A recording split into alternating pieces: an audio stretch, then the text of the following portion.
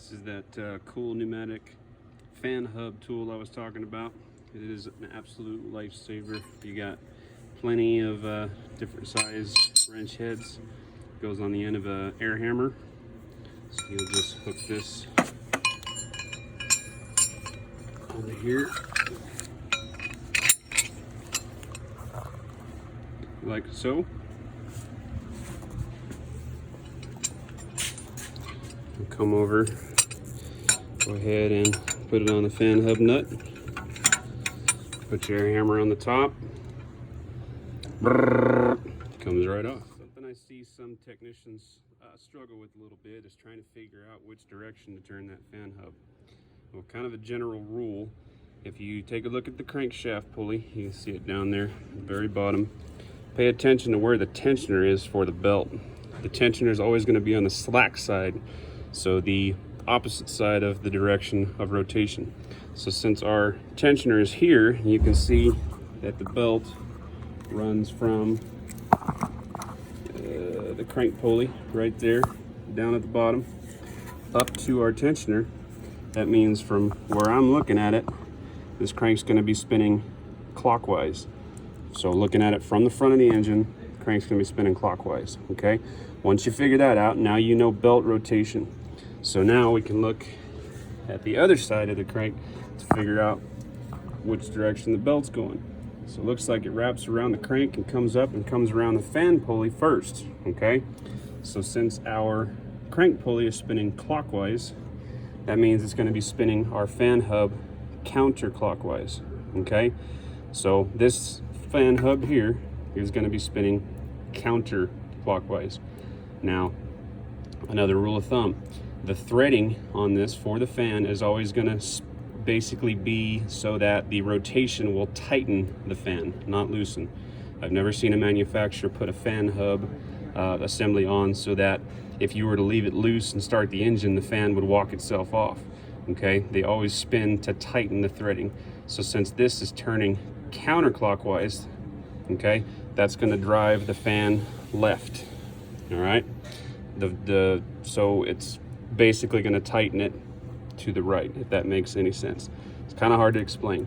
So as this fan hub spins counterclockwise, the drag on the fan is going to make the fan spin clockwise.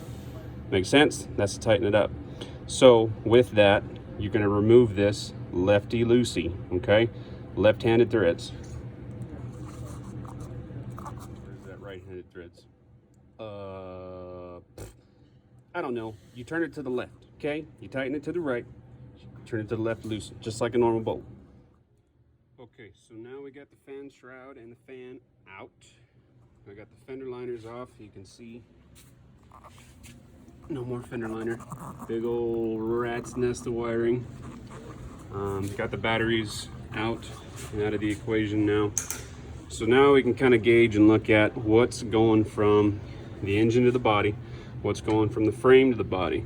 So we can take all those components off to lift the cab up and off of the frame while leaving the engine and everything behind.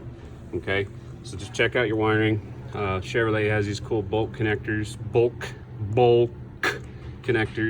that allow you to disconnect here. And for the most part, the fuse box stuff stays off. I'm sure I'm gonna have to take some more of that off, but their fuse boxes are pretty user friendly too. I've got a big old rat's nest of aftermarket wiring going everywhere, so yeah, I'm gonna have to deal with that. Not gonna go crazy into detail on that. Obviously, you're gonna have to recover your AC system. You got the condenser up here. You've also got your air mount or air transmission cooler out here. We're gonna have to disconnect those lines down there. There is also, for you guys, I'll point it out now, there is a ground here that is gonna go up into the harness that's gonna go up with the body. So you are gonna have to gain access to that, whether you take the bumper off to get to it or just get up in there with a 10mm wrench. Don't forget that, get that one off. But as far as the AC, you got your condenser up here, so we're gonna have to figure out, obviously recover the system and figure out what lines we got to get off so that the majority of that goes up with the body. Anything that can't, we will probably disconnect it from the compressor. That might be the easiest thing to do. Remember your coolant hoses and stuff. You're going to take the reservoir out, go for it. Remember the heater core hoses back here. You're going to want to take those off because the body's going to go up in the air. Obviously those hoses can't be going down to the engine. Charge air pipes, you can see here, the charge air cooler, which is the big aluminum guy there. He's going to go up with the body, so we need to take those pipes off.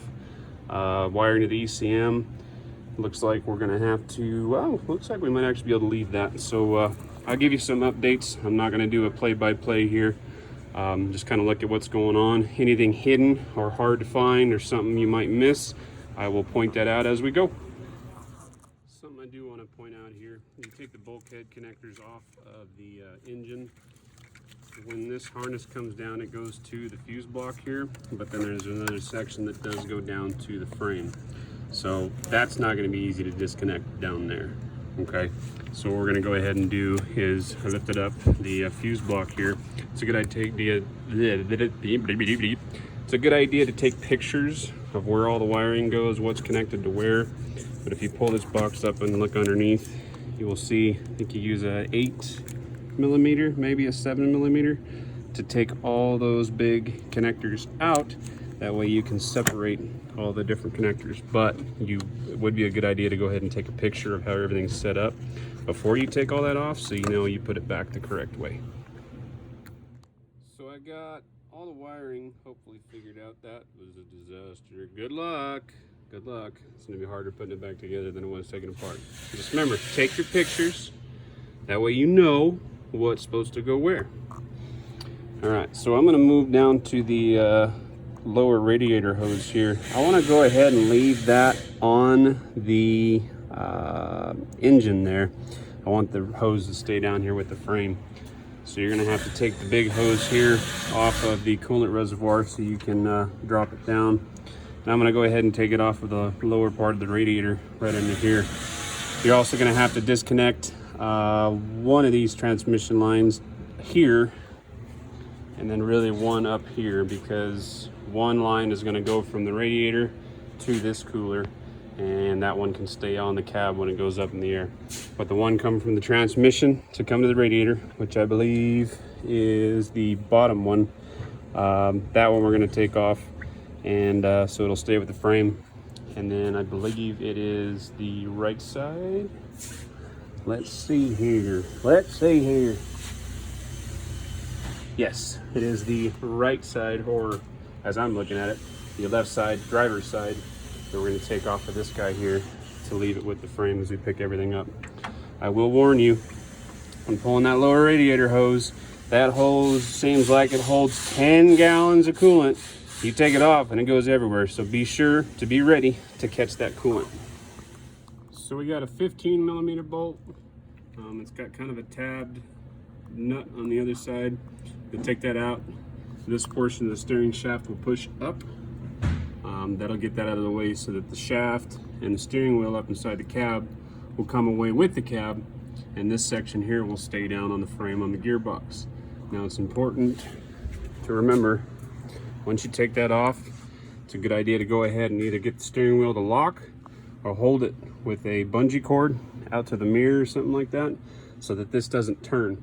You don't want the steering wheel turning without turning the wheels of the truck, because you may break the ribbon clock spring inside the steering column that gives power to the airbag, the horn, and all the buttons on the steering wheel.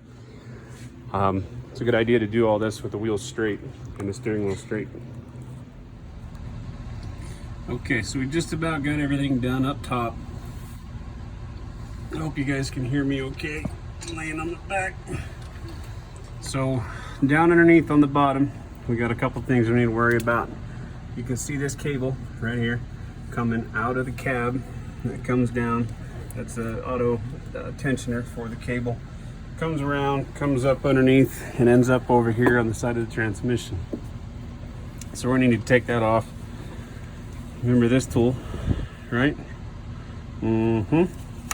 Best thing you'll ever buy, I promise. Bam, done and done, okay? Now it's anchored back here.